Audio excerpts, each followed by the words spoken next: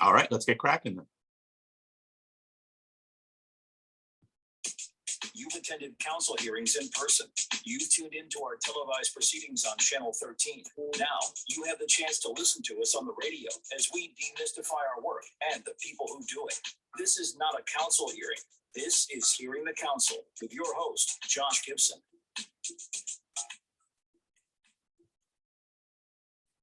Thank you, deep voice person with a funky backbeat. Indeed, this is not a council hearing. This is Hearing the Council. You can't have a government without a council, so you can't have a government radio station without a council show. This is it. And we can't have a show without you, Josh. Well, hell no.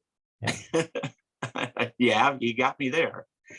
I, as many know, Josh Gibson, Director of Communications for the Council. You might also know me as our voice on social media and as host of this show. And we want to welcome back today Ward 6 Councilmember Charles Allen. it's good to be back, although I feel like it's been a while, so I've been negligent, but it's good to see you again. Not that I checked. Oh no, I know you checked. 2018, September of 2018. It's been a slow few news years. There hasn't been a lot going on. Nothing's gonna happen. Exactly. Locally. But anyway, for whatever the reason, I'm grateful to have you back, and on Valentine's Day. So that's nice as well. Absolutely. Our focus, I know we're definitely a little tight on time. So our focus today is going to be primarily your new committee responsibilities. You are now chairing a committee that you'd served on previously, Transportation and Environment.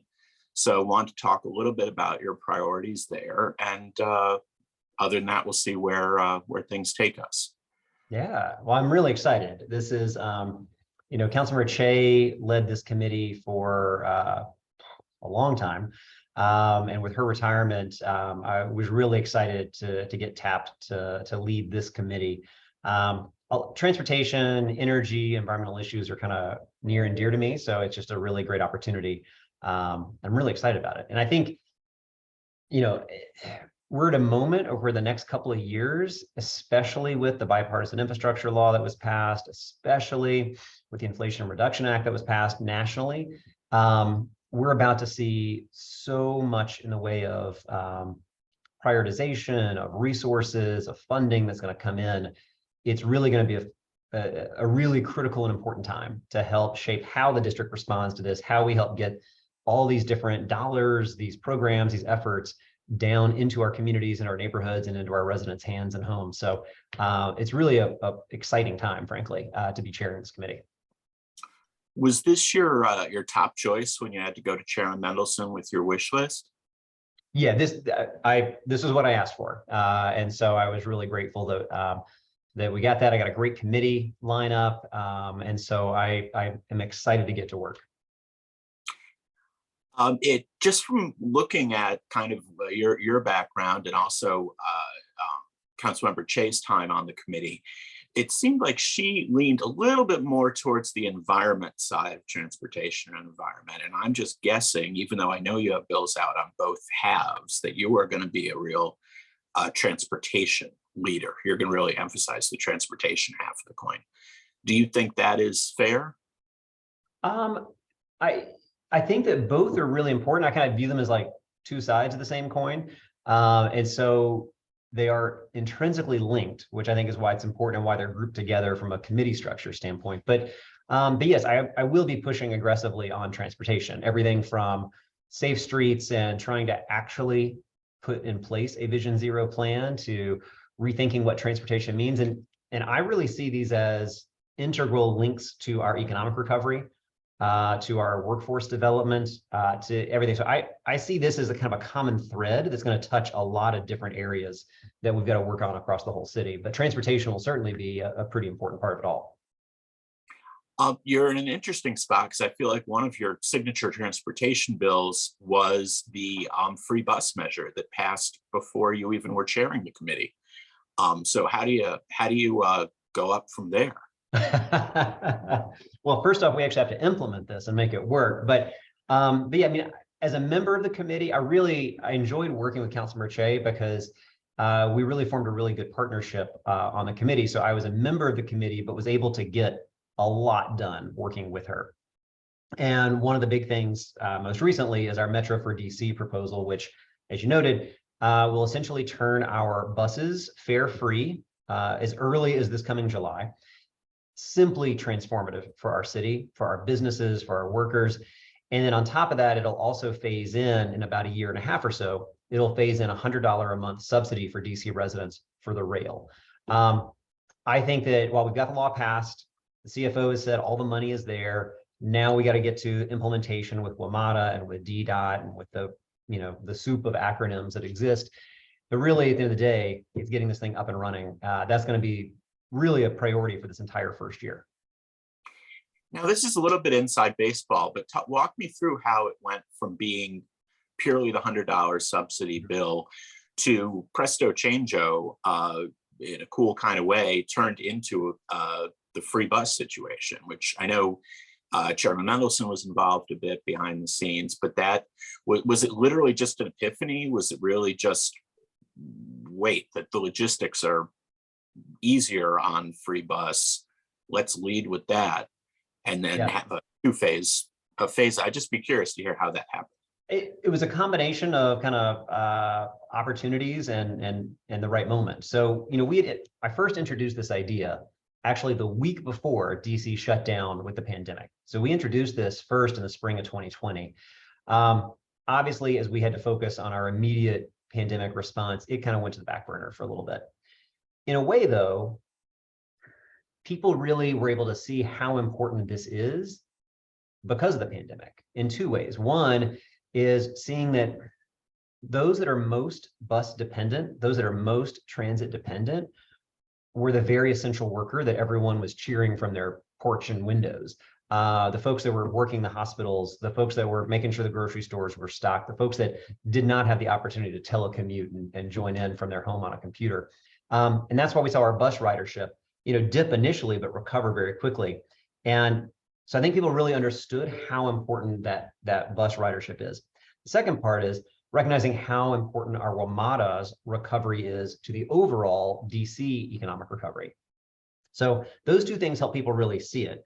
Then working, with a new general manager at WMATA, we have really good board members from the district that are on the WMATA board. And so really the opportunity came up to say, we've got this legislation moving through, we've got an opportunity to move this quickly. And when we looked at the hearing, when we held the hearing on the bill, DDOT said, we could do this, but it's going to take us some time to do the subsidy program. We're going to have to create an entire system around it and everything else. And the urgency is there. And so the opportunity presented itself for us to move the urgency to say, let's go ahead and make buses fare free right now. We can make this. We can add more than a dozen bus routes that are going to run 24 hours a day. I mean, the number of businesses that are excited about this, because what it means for their workers to be able to get home, or for someone to stay out late and enjoying our city. Very excited about that. It comes with a $10 million a year investment in service and equity improvements. So we're not just making the ride free, we're making it better. So both those things go together, just a really phenomenal opportunity to move quickly. And then we'll also add in, in about a year and a half or so, the subsidy to help with the rail ridership. But it's crucially important, and it kind of all came together. And also, as a bus rider, I just love to see the buses finally getting their respect. I feel like technology's gone a long way to make people more comfortable riding a bus who might not have been longtime bus riders, but buses just get nothing but disrespect. They're not shiny. They're not the silver lines of Dulles. Think about what buses connect our neighborhoods, right? Rail kind of connects the region. So rail, most people don't jump on Metrorail just to kind of move around their neighborhood. That's what the bus is for. But we've always just kept the bus as this other thing. And so we're really trying to lift up the bus, really make sure that people feel like I got a great ride. It moves around, and people now, they know their bus routes, whether they're jumping on the 92 or the D6 or whatever it is that gets them across town, and connect them to their neighborhoods. That's something I'm really excited about. And this is for everybody, right? This is going to be just fare free. So this means that, we're really telling everybody, like, the bus is for you, the bus is for everybody. And the other byproduct of this that WMATA is very excited about is we'll see the buses start running more frequently and more efficiently. the amount of time it takes to do fare collection, and it slows down people getting on and getting off the bus. We're now just going to be able to open the doors, everybody on, everybody off, let's keep moving. And it'll speed up the way in which you move around by bus too. And when you said this could roll out as early as July, maybe I'm misremembering, because I thought that it was going to hit October 1 potentially, but what would allow for a July start date? So Metro system, WMATA operates on a different fiscal year than the District of Columbia. So they run on a July 1st beginning of a fiscal year, whereas we run on an October 1st beginning of the fiscal year. So they would prefer it to line up with the beginning of their fiscal year. Since the CFO has now been able to identify that this is fully funded already, so the district's recovery and budget will fully fund this, we can go ahead and get the agreements between DDOT and with WMATA. If they can get that done this spring, that'll give WMATA the time it takes to make those conversions, and we could start as early as July. I mean, could it conceivably push to October? I guess it could, but there's no reason for it to. We've got the law passed, we got the funding there. Let's just get this thing going and let's get it up and running in July. And does everyone seem on the same page about that? The mayor, Metro, and obviously we are, the council is. I think so. I think everyone understands how critical this can be. There's obviously, details to work out between an MOU and those different elements, but I think that we all understand how important this is. I have met with the deputy mayor, I've met with the DDOT director, really trying to make sure that this is on track or on the bus, on the wheels. Shouldn't use a track for rails when we're talking about the bus. Yeah, it's an express bus to pass. So in addition, and quickly back to the $100 subsidy, I know that obviously will appeal to people because it can be used across different platforms, but the challenge has been logistics with that. But does it seem like progress is being made on the logistical piece of how to roll that out? Yeah, the hard part actually is on the DC side, not WMATA. For the subsidy, WMATA already operates, when you think about your smart trip card that you've probably got in your pocket, it is loaded already. They have the technology about if you've got an employer-based transit subsidy or whatever your transit subsidy is. So the technology exists there. The challenge, the logistical challenge for the district will be to be able to set up a system by which we enroll district residents into that we then communicate with WMATA, we load those funds into WMATA, and that's the part that'll take a little bit of time, is to work with DDOT on setting that process up. Think about, and people have asked me too, like, well, why can't you just make WMATA rail fare free as well? So for folks who ride the system, when you get on the bus, it's a one-tap system, right? You get on the bus, you tap once. I could go one block, I could go across the entire city. I have the exact same fare and I only tap once.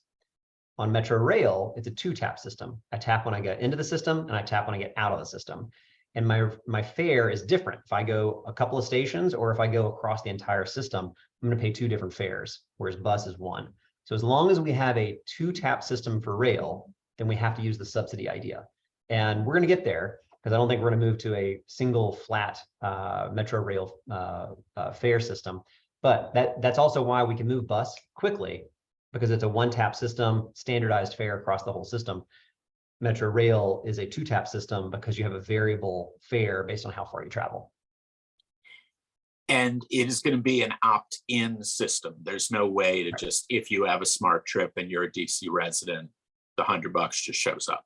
Correct. You've got to register. You got to get enrolled in the system, which also means we got to work hard so that we're reaching all of our residents who need that system. But we've done that before. I think we know how to do that. We know how to link that to other types of supports and help that we provide residents and working families. So I'm confident we're going to be able to get there. It just takes a little bit extra effort. Now, in terms of other committee priorities, I saw, there's definitely been talk about increasing number of EV charging stations, and also subsidies and facilitated process for swapping out gas stoves. Are those, you want to talk about those briefly, or are there other priorities you want to throw out there? Yeah, absolutely. We'll start with the EV charging. So the district is so far behind in building out the infrastructure for charging. So, you think about one of the other hats that I wear as a council member is I sit on the Transportation Planning Board, which is our regional planning board for all of our departments of transportation and elected officials. And, we've looked at what is it going to take for us to be able to meet our different climate goals. And to do one of the strategies that we have to be able to move forward with is to be able to start rapidly converting the cars and trucks that are on our roads to electric vehicles. And to do that, when the average ownership of a vehicle is about 8 to 10 years. So you hold on to your vehicle for 8 to 10 years. That means that all the cars and trucks that are on the road today, you're not going to see that turnover for another decade, really. So we've got to move aggressively and quickly. And if we really do want to see people convert to that electric vehicle, and there's a whole bunch of federal incentives that are coming for this, you got to build out the charging infrastructure, because if you don't have a place to charge it, and not everybody has a convenient parking spot in the back of their house, then you've got to build out a public charging infrastructure. And so we're really going to push hard on this. And I've introduced legislation to set some pretty ambitious goals, as well as leverage a lot of the federal resources that are coming in. And that's going to be something you see us push aggressively in the committee over the next couple of years. And then to your other point around, and this is taking advantage of the Inflation Reduction Act, we have a lot of federal resources that are about to come down the line to help people make choices to convert from a gas, fossil fuel burning appliance into a electric. And I know you're going to see, like Joe Manchin's all upset, thinks people are going to come take out gas stoves. Like, no one's coming to remove your gas stove, but we do want to help people incentivize to make that shift and make that change. It's healthier, it's more equitable, it's cheaper, and it's better. So there's going to be a lot of tax incentives that are going to be out there. So who benefits from tax incentives? Higher income households, upper middle income households that use tax code, right? So I'd like to make that choice, but gosh, if I can do when I file my taxes, after I make that upfront investment, I'll get $800 back. All right, that might be the decision point for me to do that.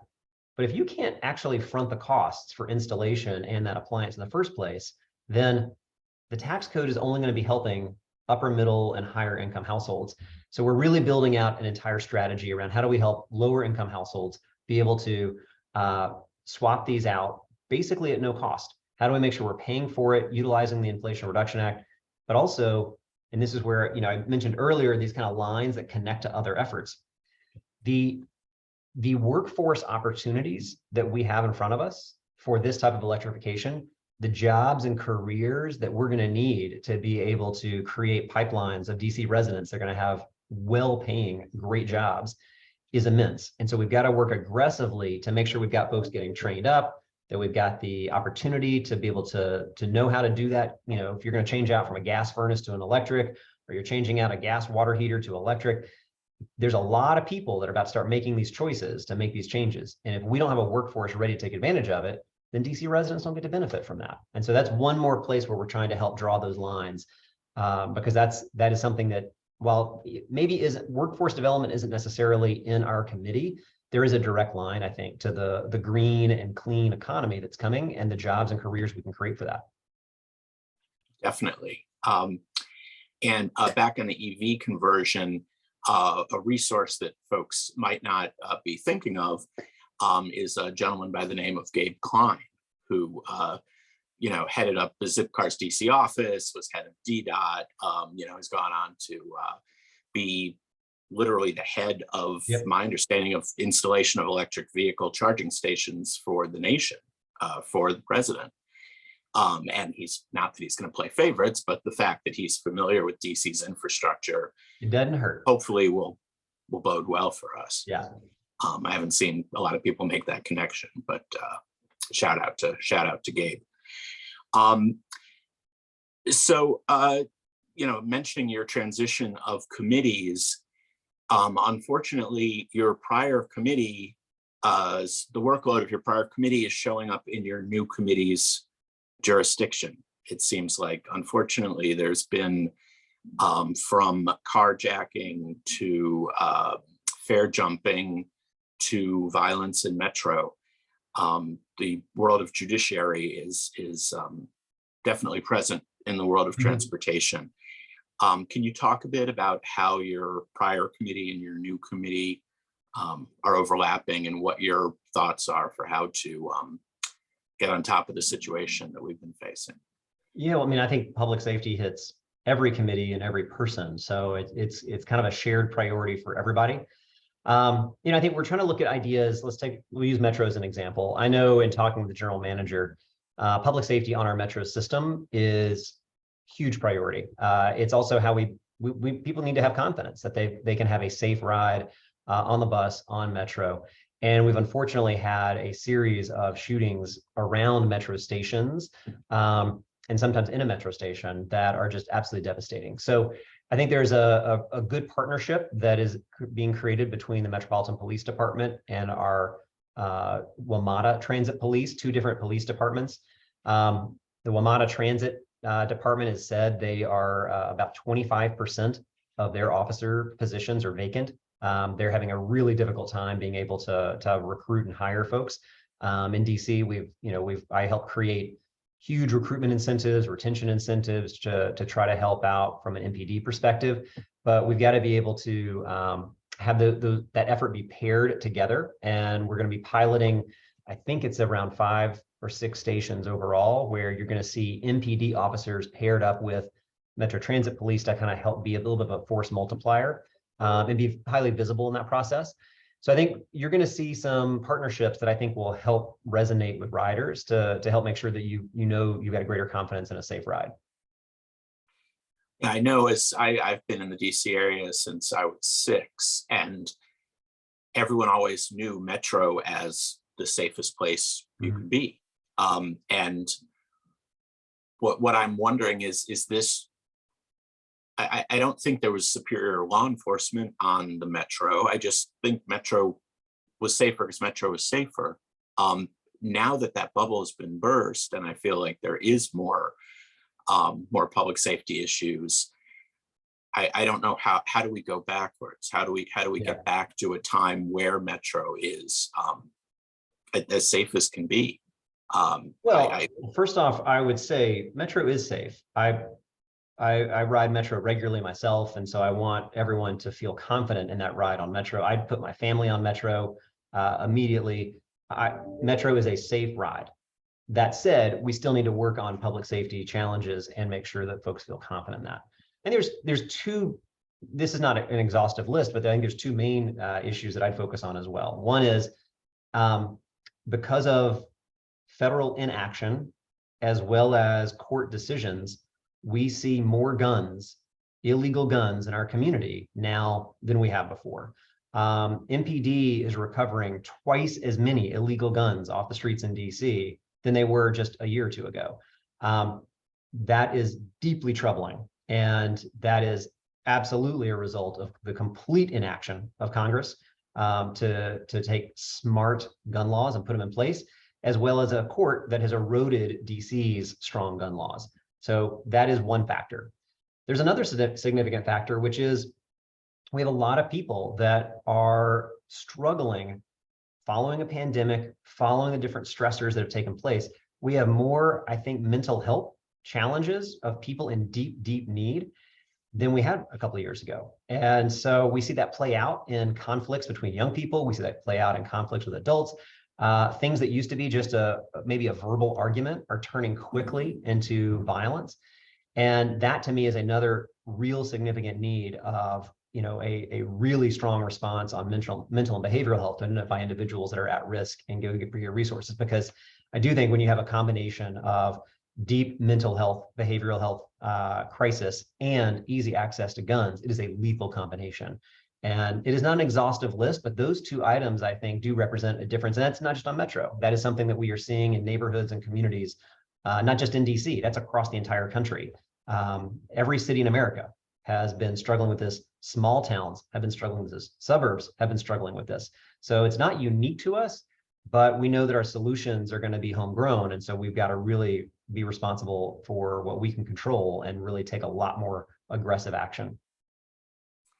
Yeah, I mean, watching the news, the 11 o'clock news last night, thinking about this interview, there were a number of crime stories, and they were basically one per jurisdiction, but it's DC always that seems to take the perception, the brunt of the perception that crime is increasing. How do you deal with the perception issue? I'm not saying that crime is not an issue and one crime is too Mhm. many, but I do feel that there's a bit of a self-fulfilling prophecy in terms of the perception and the media coverage that folks get so intensely focused on crime. How do you, in addition to solving the crime problem, you have to solve the perception problem? Yeah, I mean, I think that Chief Conte has talked a lot about this, and I think has tried to help, lay out the data so that people can try to make clear-eyed decisions about things. So looking at what Chief Conte has told us, violent crime in DC actually went down last year by about 15%, I believe.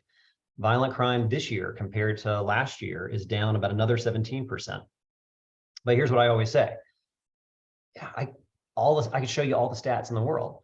If crime just happened to you, if it just happened on your block, if it just happened to somebody you know, crime just went up. And so that perception is people's reality. And so we have to be able to both use data to tell us and make clear-eyed decisions from a policy perspective about what it is we're going to do and how we respond. But you can never negate someone's perception and tell them what they're feeling is not right. You don't know what they experience. You don't know if they're a victim of crime, if they're a survivor, if they've got a family member. And so you have to be really deeply respectful of what people's experience and perception is. And that is the space that we have to kind of meet each other in, is recognizing where that perception is strongly held, what the data is telling us, and as a policymaker, how do we try to make the right decision to move forward? Because at the end of the day, I think everybody wants safe neighborhoods and safe communities, and that's what we got to keep pushing and driving for. And I realize this was many years ago, but you've spoken about it publicly. You were a victim of violent crime. You and your wife were a victim. How do you? I have respect for the fact that you're able to get above the crime situation and look at the causes and not just always think of punishment, and to think of how do we get to the underlying causes of crime. How are you able to do that when you were so personally a victim of a very, very scary incident? Yeah, well, I guess real fast, just so that people know that are watching. Yes, I was a victim several years ago of gun violence, where it was a robbery with a gun, and ended up firing the gun next to my head and split open the back of my head when I was struck with the gun. And I carry that scar with me today. It was deeply traumatic for me, and for any victim who's gone through something like that. You carry it with you. I try to when I talk with victims and survivors of crime frequently, and I know when I share my own experience, it helps sometimes. I also know that having had that shared experience, it helps me be able to relate and understand a little bit more about what trauma they're going through, their feelings, and the journey that they're going to be on. Every victim's experience, though, is different and unique. And so that's another big important part of this. And I've worked with a lot of victims' rights organizations over the years. Nobody gets to speak for another victim. You have to let that victim and survivor speak for themselves and own their own story and own their own truth, and just respect that's what theirs is. No one gets to say what, kind of what a monolithic perspective is. And so I think when you kind of ground it in that, when you respect and realize each victim and survivor gets to speak for themselves, I think that helps you be able to hear what their story is, what their experience is, what justice would mean to them, and just kind of hold that space and respect that as we try to make decisions. You've definitely had your share of the national spotlight, more positively in terms of the March for Our Lives and in terms of the free bus legislation. But currently, with the sort of the crime perception in the district, you've had a fair amount of social media anger, vitriol. How does that feel? How do you deal with that when people are blaming all of these terrible things on you, and the decisions you've made and things that you've labored on for years and years, and in your heart are right? How do you deal with that? Well, I think we have to recognize we've got an extreme radical right House of Representatives right now. Trying to find logic in them is going to be a fool's errand. So I think that, we sign up for these jobs to be able to have some thick skin. So the fact that we'll have some folks, from Michigan or Wisconsin or Ohio that want to yell, that's not going to influence me. We know that we've spent the time and the energy. What you're talking about right now is the 16-year-long process to modernize our 120-year-old criminal code. It is fair. It holds accountable. It is something that when harm is done, we would have new tools to help hold people accountable. We would have new ways, stronger ways to hold people accountable, because our current criminal code is failing our city. We also just know this has nothing to do, like the radical right talking points have nothing to do with a genuine concern for safety in the district. The criminal code that they are criticizing is tougher on crime than even their own home states. So that's not what it's about.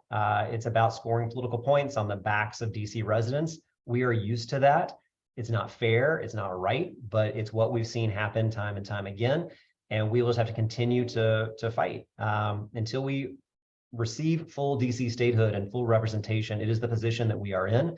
And so, it's part of what led me when we fought hands off DC against Jason Chaffetz, it was years ago. It's continued to be what we fight for in the district, that we get to make our own decisions, because that person screaming and yelling from Ohio or Wisconsin or Texas or Florida or Georgia is never going to show up on your ballot. You don't get to hold them accountable. So you tune that out and you just keep getting the work done. And how does your family deal with the vitriol? I would just be tough as a kid to know your dad, as people are. My kids are small, so they're not on Twitter, so it's okay. Good. Let's keep it that way. So just quickly to close out, we always try to do a little something fun at the end of an interview. And this current round is, I'm going to name an odd task to you, and I want you to say which of your colleagues you would pick to tackle that task. Okay. Assembling IKEA furniture. Am I doing this with this person, or I'm outsourcing this job to them? Either, whichever is makes it easier. I'd like to build some IKEA furniture with Janice Lewis George. That'd be fun. Okay. How about driving cross country? That's going to test patience on everybody involved. I'd go with Robert White. Okay, and why? He's a happy guy. I feel like we'd have some good music going. I feel like we'd be able to laugh along the way, and yeah, I think we're in good shape. That's who I'd pick. That's my seatmate. How about bringing someone home for a dinner with your family? I mean, I'd love all of them to come over to my house for dinner. I think Brianne, I've had dinner, our families have had dinner together before, and we both have young kids. So, the kids could go downstairs in the basement and watch a movie and cause trouble while the adults get to catch up. That sounds about right. You mentioned music. How about compiling a musical playlist? Who would you trust to put together a playlist for you? Trayon. Okay, that sounds fair. And finally, everyone's favorite, fighting off barbarians. Oh, I wasn't expecting this one. Gosh, who am I putting a weapon in their hands to fight off the barbarians? Up to you. Am I looking for a tactical person? Could be attitude, could be, just force of will. I guess give Phil the job. I think Phil would probably enjoy doing that. Almost everyone would pick Mary Chafe for this. Well, she's not a colleague anymore. I know. Tell me, I could go dig deep into our retired members. Yeah, that's true. That's true. I should. These rules are changing as you play the game. I understand now. Absolutely. Okay, well, I know you're tight on time, so we're going to go ahead and cut this short. I appreciate you coming back. I hope whatever I did last time that led to the 5-year punishment is not replicated, and they'll come back soon. There was no punishment. That was all just my failure of making the time for you, Josh. So I look forward to coming back sooner than 5 years. Councilmember Nadeau and Robert White are both vying to have be the first council member to have 10 interviews with me. Oh my gosh. But I have that some you got catching catching up to do. Yeah. But thank you very much for your time. Listeners, remember to subscribe to our podcast on SoundCloud or wherever you get your podcasts. Search under Hearing the Council. Thank you again, Councilmember, for joining us. Listeners, tune in next time. We're on DC Radio 96.3 on your FM HD4 dial or at dcradio.gov. I'm Josh Gibson. This is not a hearing. This is not a council hearing. I screwed up my own tagline. This is Hearing the Council. Thanks, Councilmember. Thanks, Josh. Take care. Bye-bye.